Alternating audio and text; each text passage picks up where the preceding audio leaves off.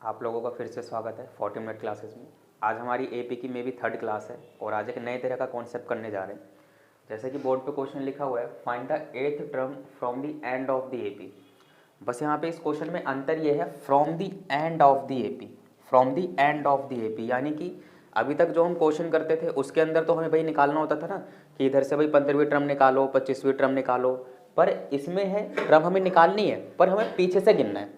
ठीक है, for example मैंने ऐसे गमले रख दिए, अब मैं इधर से गिनना शुरू कर रहा हूँ, वो तो हमें आ गया, पर अब हमें पीछे से निकालना है। तो वो पीछे से निकालने के लिए हम देखो दो तरीके से क्वेश्चन कर सकते हैं।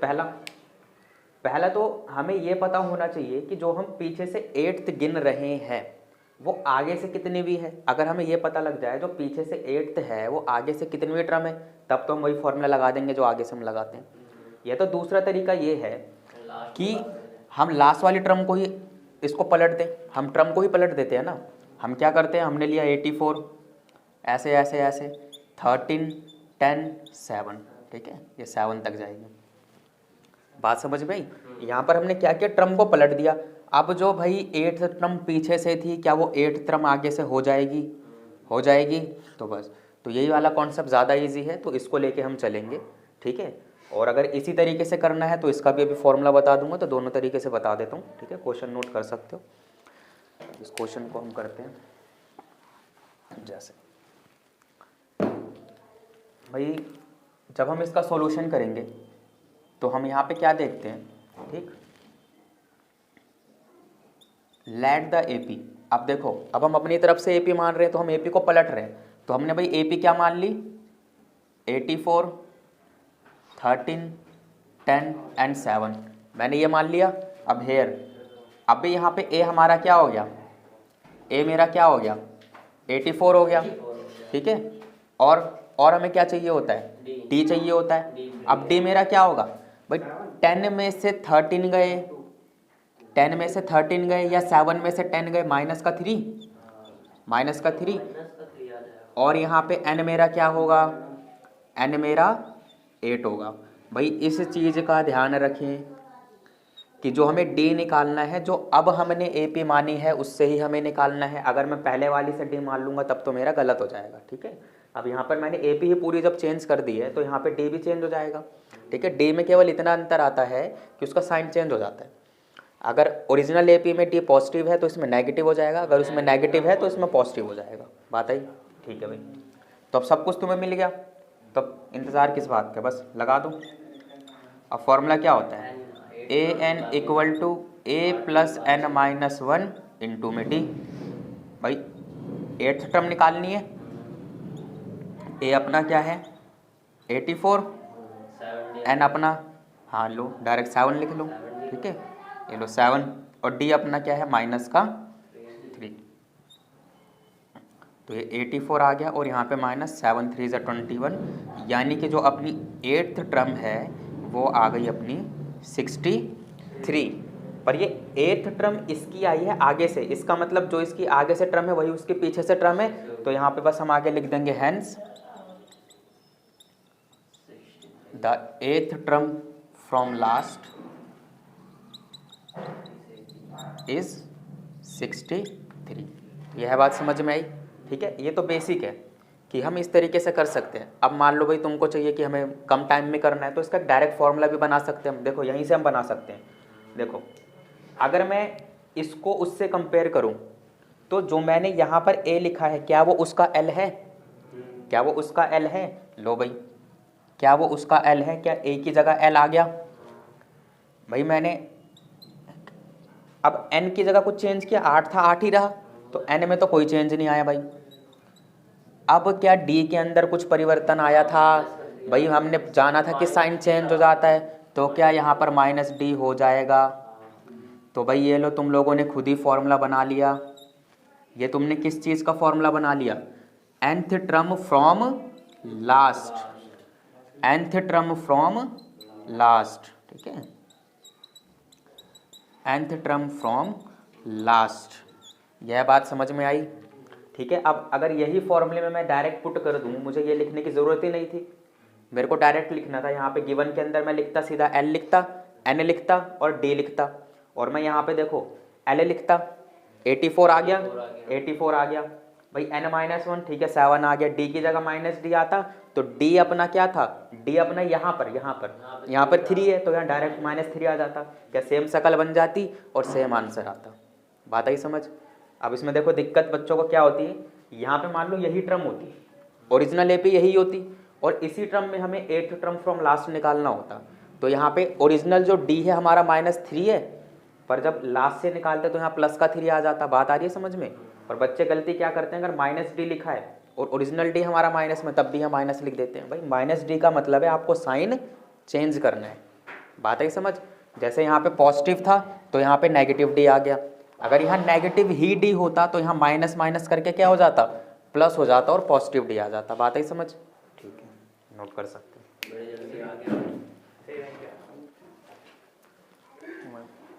ठीक है भाई, अब अगला क्वेश्चन देखते हैं। ठीक है, ये नए टाइप का क्वेश्चन है तो ये क्वेश्चन वैसे ज़्यादा कठिन नहीं है। दिक्कत ये है कि भाषा समझने में दिक्कत होती है। देखो भाषा कितनी सिंपल है कि the sum of 4th and 8th term of AP, यानी कि भाई कोई एक AP है, उसका अपन लोगों ने 4th टर्म लिया 8th टर्म लिया और उनका सम कर दिया, यानी जोड़ के कितना आ रहा है 24 आ रहा है।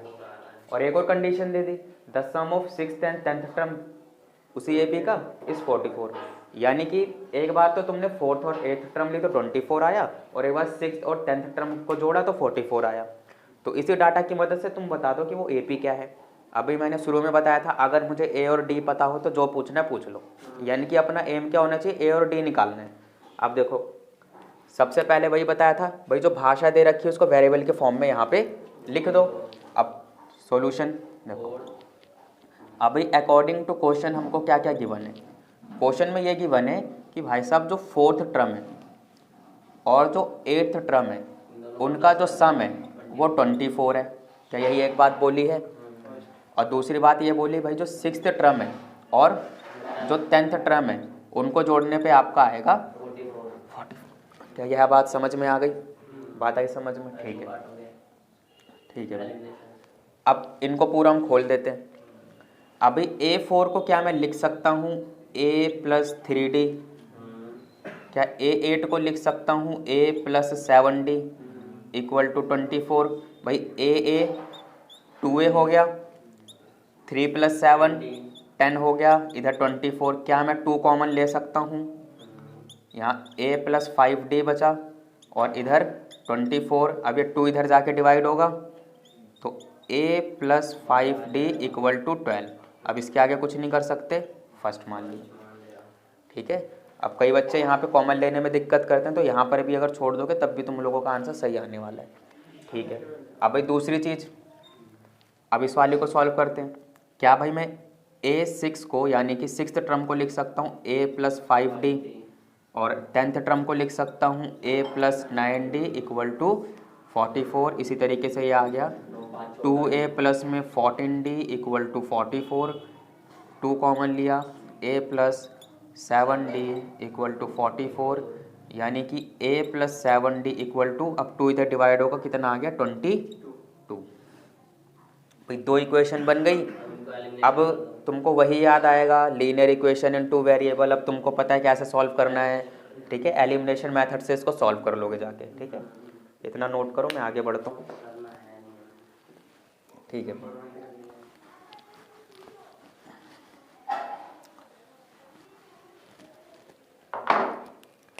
अब तुम लोगों ने क्या किया, इसको यहाँ लिखा और इसको यहाँ लिखा। अब भाई तुम्हें पता है सबसे अच्छा कौन दिख रहा है, यही सबसे अच्छा दिख रहा है। साइन चेंज किया, ये कट गया भाई। 5 - 7 -2 D और 12 - 22 -10, माइनस से माइनस गया तो D = 5 आ गया, 2 इधर डिवाइड हो गया। तो भाई एक चीज़ तो अपने पास आ गई भाई, D आ गया। अब A निकालना है। A निकालने के लिए तुम D की वैल्यू चाहे इसमें पुट करो चाहे सेकंड इक्वेशन में पुट करो, जो हमने फर्स्ट सेकंड लिखा था। सबसे अच्छी कौन दिख रही है, फर्स्ट दिख रही है, तो बस put D = 5 in equation first. भाई A लिखा 5, D की जगह 5 = 12, तो A अपना कितना आ गया 25 = 12। तो A आ गया 12 माइनस 25 यानी कि कितना आ गया, माइनस का 13। तो भाई अपने पास ए भी आ गया और डी भी आ गया। अब जो पूछना भाई पूछ ले, इसने तो कुछ पूछा ही नहीं, केवल ए पी पूछ ले कि ए पी क्या है। तो बस अब ए पी क्या हो जाएगी भाई, पहला टर्म तो ये आ गया माइनस का 13। अब डी ऐड होता जाता है भाई, डी कितना है 5, तो माइनस 13 प्लस 5, अब 17 कहाँ से हो जाएगा, माइनस 13 प्लस 5, माइनस 13 प्लस 5 कितना हो गया, माइनस का 8, फिर माइनस 8 प्लस 5 माइनस का 3, फिर माइनस का 3 प्लस 5 2, प्लस में हो गया। बात आई समझ में, ठीक है। तो ये है तुम लोगों की एपी, बात आई समझ, ठीक है भाई, यहाँ कर लोगे नोट, ठीक है भाई। एक और टाइप का क्वेश्चन कर लेते हैं, ठीक है। ये कोई अलग टाइप का क्वेश्चन नहीं है, जैसे अभी हमने पहले क्वेश्चन किया कि हमारे पास 2 इक्वेशन बनी थी, तो उसी तरीके से बस यहाँ पे देखो दिक्कत ये है कि फाइंड द nth टर्म। अब बच्चे इसमें कंफ्यूज होते हैं, find the mth term, P term, Q term, ठीक है। तो इसमें कंफ्यूज नहीं होना, अगर वेरिएबल दे दिया तुमको अपनी जिम्मेदारी निभानी है, ठीक है। जो कॉन्सेप्ट हो पुट करो, ठीक है, जिम्मेदारी निभाओ, फल की चिंता मत करो, फल अपने आप आएगा। अब देखो भाई जो भाषा है उसको वेरिएबल में चेंज कर दो। The 17th term of an AP is 5 more than twice its 8th term. ओहो क्या दे दिया ये, ठीक है। अब सुनने में अजीब लग रहा है ना, देखो एकदम प्यार से पढ़ो, वेरिएबल देखो अपने आप बनाते जाओ। द 17th टर्म, भाई तुमने लिख दिया the 17th term is 5 more than, लो भाई 5 मोर देन, प्लस का है ना साइन, 5 मोर देन ट्वाइस, किसका ट्वाइस, 8th टर्म। अरे भाई किसका ट्वाइस, 8th टर्म बन गया। तो इसको प्रॉपर सही से लिख दूं भाई, ये लो, बात समझ में आई। देखो 17th टर्म इज, ठीक है, ये 7, ठीक है, 17th टर्म आ सकता था, 17th टर्म इज, ठीक है, या 17th term of an AP, तो भाई ये आ गया। अब क्या आगे क्या, 5 मोर देन, ये लो भाई 5 मोर देन, किससे, दुगने से, किसके दुगने से, 8वें के, तो 8वें के दुगने से 5 ज़्यादा है 17वीं टर्म। तो ये है तुम लोगों का, बात ही समझ। तो भाई अकॉर्डिंग टू क्वेश्चन ये कहना चाह रहा है, और जिसने ये बना लिया तो उसने बना लिया।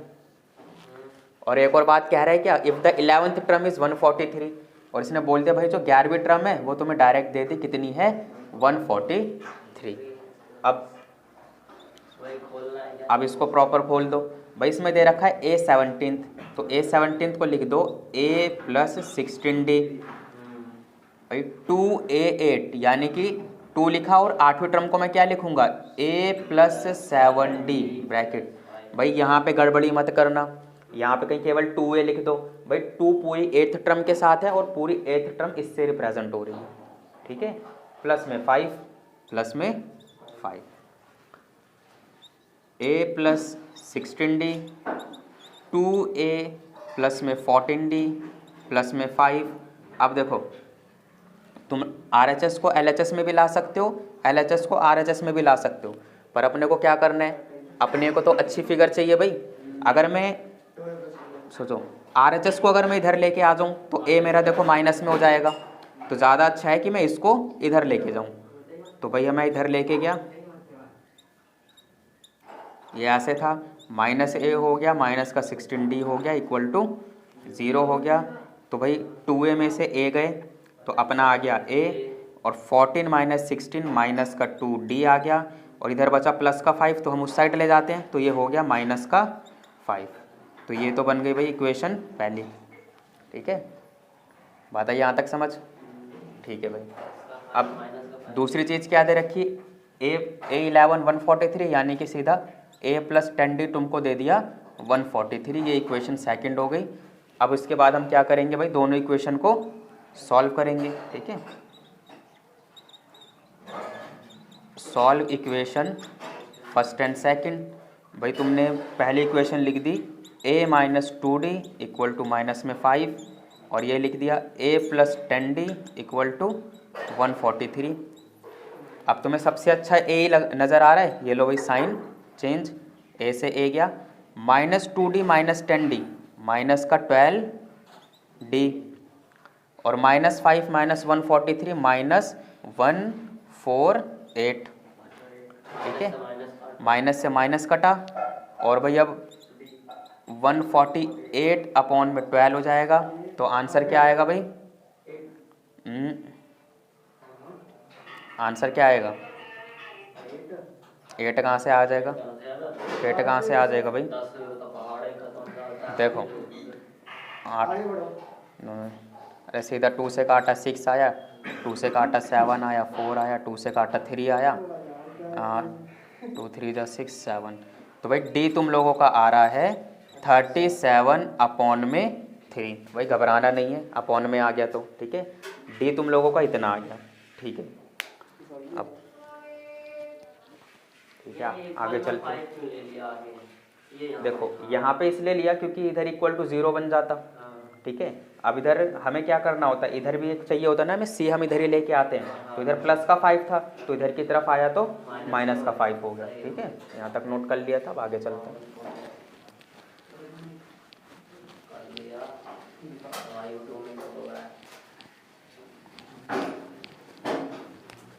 ठीक है, अब अपनी भाई डी की वैल्यू आ गई है। अब हम लोगों की डी की वैल्यू आ गई है 37 अपॉन में 3। Now put in equation first. अब इक्वेशन फर्स्ट अपनी क्या थी? इक्वेशन फर्स्ट क्या थी? a minus 5d। भाई a माइनस 5d थी, क्या थी? a माइनस 5d थी। इक्वेशन क्या थी अपनी फर्स्ट वाली? 2d थी। पक्का गलत मत करवा देना भाई, ठीक है। तो अब यहाँ पे d की वैल्यू हम पुट कर देंगे। फीलिंग आ नहीं रही है मुझे कि 2d थी। चलो अगर 2d थी तो भाई इधर हमने कर दिया ऐसे मल्टीप्लाई, ये आ गया 3 2 6 6 7 अपॉन में 3 इक्वल टू -5। तो a अपना क्या आ गया? -5 प्लस में 74 अपॉन में 3, यानी कि -15 प्लस 74 अपॉन में 3, यानी कि इसकी वैल्यू आ गई अपनी 95, ठीक है। 59 अपॉन में 3, ठीक है। देखो पॉजिटिव आएगी क्योंकि ये प्लस है, ठीक। ठीक है भाई, 59 अपॉन में 3 है। अब इसने बोला nth टर्म फाइंड करो। तो भाई nth टर्म अगर इसने बोला है तो यानी कि n की जगह मुझे क्या पुट करना है? n ही पुट करना है। अगर इसने बोला होता pth टर्म फाइंड करो या qth टर्म फाइंड करो तो n की जगह में वही चीज़ पुट कर देता। तो बस अब अपना फॉर्मूला क्या होता है? an equal to a plus n minus 1 into में d। n की जगह n ही रहेगा, तो यानी कि अपनी nth टर्म a अपना क्या आया? 59 अपॉन में 3, n माइनस 1 d अपना क्या आया था? 37 अपॉन में 3। तो 59 अपॉन में 3 प्लस में 37 n अपॉन में 3 माइनस में 37 अपॉन में 3। अब देखो 59 अपॉन में 3 और 37 अपॉन में 3 आपस में माइनस हो जाएगा। इनको अपना माइनस में कर लो, चाहे रफ में जाके कर लो, चाहे डायरेक्ट कर लो। देखो नीचे नीचे सेम है, तो यानी कि ऊपर वाला माइनस हो जाएगा। तो भाई 59 में से 37 गए तो 22, तो 22 अपॉन में 3 माइनस में 37 n अपॉन में 3, ठीक है। तो ये तुम्हारी nth टर्म आ गई। अब चाहे तुम इसको इस तरीके से लिखो, चाहे तुम इसमें 1/3 बाहर ले लो, तो अंदर क्या बचेगा? 22 माइनस में 37n, और चाहे तुम इस तरीके से लिखो। तो ये है तुम लोगों का आंसर, ठीक है। तो इसमें तुम्हें घबराना नहीं है कि इसकी शक्ल अजीब आ रही है। अरे भाई इसने खुद ही दी है कि अजीब बनाओ। अगर यहाँ पे क्यों दिया होता तो n की जगह क्यों आ जाता, ठीक है। तो अब इससे आगे हम कुछ नहीं कर सकते, तो यही हमारा आंसर है। अब एक और क्वेश्चन देख लेते हैं भाई। ये एप्लीकेशन है एपी पे, ठीक है। तो एप्लीकेशन आने के बहुत ज़्यादा चांस होते हैं, ठीक। एप्लीकेशन देख के घबराना नहीं है। असल में एप्लीकेशन की भाषा कठिन होती है, सॉल्यूशन बहुत ईजी होता है। इसने बोला भाई शुभा राव है, स्टार्टेड वर्किंग 1995। उसने भाई अपना काम 1995 में स्टार्ट किया, और जो उसकी भाई तनख्वाह थी वो 5000 रुपये थी। अब उसकी जो तनख्वाह है वो उसमें इंक्रीमेंट हर साल का कितना हो रहा है? 200 रुपये हो रहा है, यानी कि हर साल भाई 200 रुपये उसका पैसा बढ़ता जाएगा। अब उसने पूछा वो कौन सा वह साल आएगा कि उसकी तनख्वाह 7000 हो जाएगी, ठीक है। अब देखो ये क्वेश्चन समझते ही मुझे आ गया कि ये भाई एपी है। एपी क्या है? क्योंकि क्या हर साल बराबर रुपए बढ़ रहे हैं, तो बस एपी है, एपी है भाई। तो बस अब सॉल्यूशन भाई क्या है? अकॉर्डिंग टू क्वेश्चन अपनी एपी क्या है, ठीक है। एपी क्या है भाई? सबसे पहले कितने रुपए? 5,000, अगली बार कितने हो जाएंगे 5,200, अगली बार 400। तो भाई ऐसे करते करते कहाँ तक लेके जाना है 7,000 तक लेके जाना है, अगली बार इतना लेके जाना है। यानी कि अपने को पता करना है कि ये 7,000 कौन सा साल होगा। अब देखो इसको पता करने के लिए अगर मुझे ये पता लग जाए कि इस एपी में कौन सा पद है, अगर मुझे एपी में पता लग जाए ये कौन सा पद है तो मैं ईयर में ऐड करके निकाल सकता हूँ क्या? तो बस अब ये तो तुम्हें पता करना आता ही है। अब ना हो, अब इसमें भाई अगर मुझे लास्ट टर्म पता करनी है तो क्या लास्ट टर्म वाला फॉर्मूला लगेगा? तो बस एल वाला फॉर्मूला लगेगा, a plus N minus 1 into में डी। तो एल अपना क्या है 7,000, a अपना है 5,000, n अपने को पता करना है, d अपना कितना है भाई 200। Very good. अब 7,000 इक्वल टू 5,000, ये आ गया 200 n माइनस में 200। अब n पता करना है, n को एक तरफ बाकी सबको दूसरी तरफ, तो n को RHS में रहने देते हैं, बाकी सबको दूसरी तरफ ले जाते हैं। 7,000 माइनस 5,000 यानी कि 7,000 माइनस में 5,000 प्लस में 200। तो भाई 7 में से 5 गए 2,000 और 200 में 200 ये जोड़ दिए तो 2,200 रुपये। तो अब भाई आगे इधर कर दे रहा हूँ, ठीक है। तो n की वैल्यू क्या आ गई 2200 अपॉन में 200, तो ये गया, आंसर अपना कितना आया 11। तो यानी n की वैल्यू कितनी आ गई 11 आ गई। अब देखो पहले तो यहाँ तक थोड़ा नोट कर लो, फिर यहाँ से समझाता हूँ, ठीक है। n की वैल्यू 11 आ गई ना, ठीक है। अब इसको दिमाग में ध्यान में रखते हैं। अच्छा, यानी कि n की वैल्यू 11 आ गई, यानी कि काम करते करते जो उसका 11वां साल आएगा उसमें उसकी तनख्वाह कितनी होगी 7,000 रुपये होगी। अब तुम लोग दिमाग क्या लगाओगे कि भाई सीधा 1995 में भाई 11 प्लस कर देते हैं तो कितना आ गया 2006 आ गया। तो बेटा ये आंसर गलत हो जाएगा।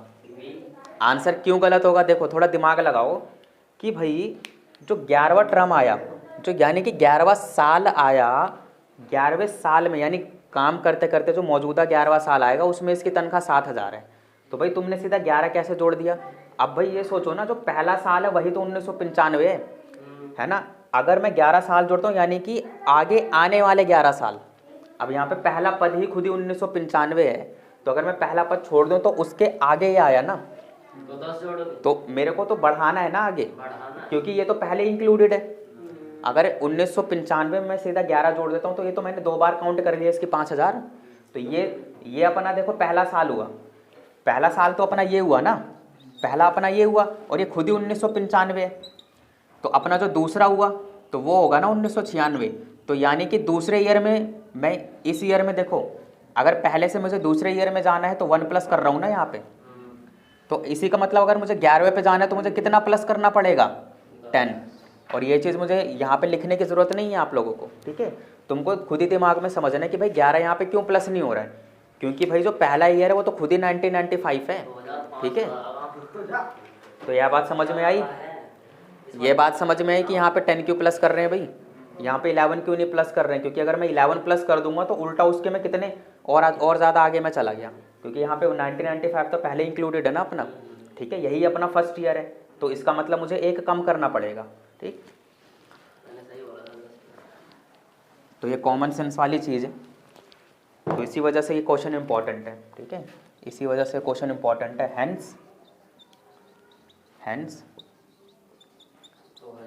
द ईयर, ठीक है, व्हेन हिज इनकम वाज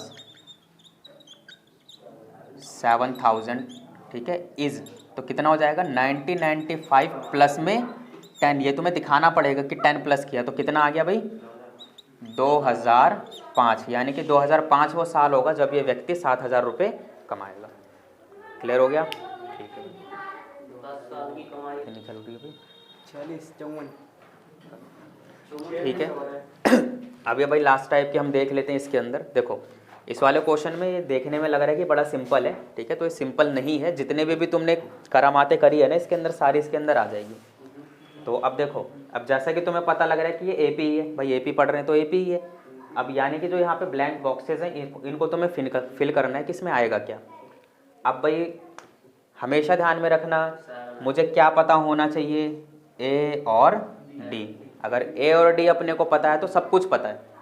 तो भाई ए और डी पता करने के लिए हमें कुछ ना कुछ तो दिया होगा, कुछ ना कुछ दिया होगा। अब जैसे इसके अंदर ये खाली, तो क्या इसमें दो चीज़ें दे रखी हैं, दो चीज़ें दे रखी हैं। और ये दो चीज़ें क्या हैं भाई, ये दो चीज़ें हैं, ये तुमको दूसरी टर्म दे रखी है और ये चौथी टर्म दे रखी है।